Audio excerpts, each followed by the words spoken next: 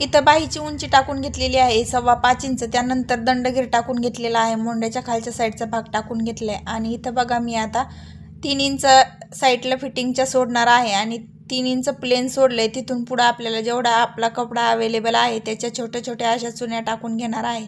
तर तुमच्याकडे कपडा जर जास्त अवेलेबल असला तर तुम्ही ते 3 इंच न सोडता तर बाहीच्या स्टार्टिंगपासून चुन्या टाकायला सुरुवात करू शकता. पण माझ्याकडे कपडा कमी होता त्यामुळं मग मी 3 इंच कपडा प्लेन फिटिंगच्या साईडनं सोडला आहे आणि छान अशा छोट्या छोट्या चुन्या मी इथं टाकून घेत आहे. तर आता ह्या साईडने सुद्धा आपल्याला 3 इंच कपडा बाहीच्या फिटिंगनं सोडायचा आहे आणि तिथपर्यंत आपल्याला चुन्या टाकून घ्यायच्या आहे.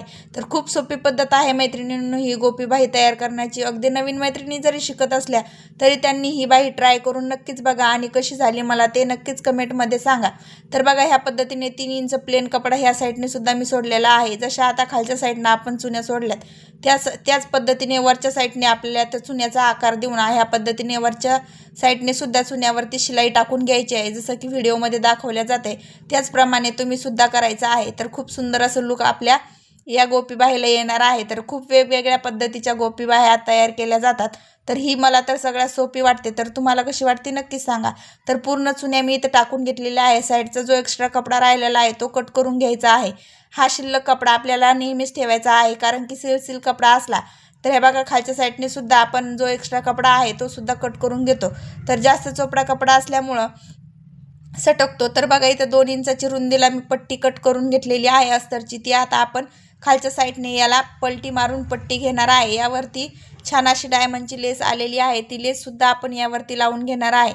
तुम्हाला जर अशी ट्रिक आणि टिप्स शिकायचे असतील तर नक्कीच आपल्या चॅनलला सबस्क्राईब करून घ्या. बेल आयकॉनला प्रेस करा म्हणजेच तुम्हाला नवीन लाईव्ह आणि व्हिडिओचे नोटिफिकेशन तुमच्यापर्यंत पोहोचतील. नवीन मैत्रिणी शिकत असाल तर त्यांच्यासाठी खूप छान पद्धतीने आपल्या लाईव्हवरती शिकवल्या जाते. तर बघा अशा पद्धतीची डायमंडची याला लेस आलेली होती.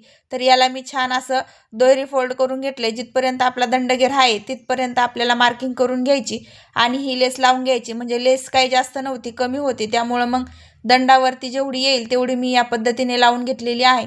खालच्या साईडने एक्स्ट्रा कपडा ठेवला होता तो फोल्ड करून घेतला. आता ह्या पद्धतीने पूर्ण शिलाई टाकून घ्यायची आहे. जिथं आपली शिलाई संपते तिथं आपल्याला परत एक दुमड देऊन ह्या पद्धतीने तिथं आपल्याला शिलाई टाकून घ्यायची आहे.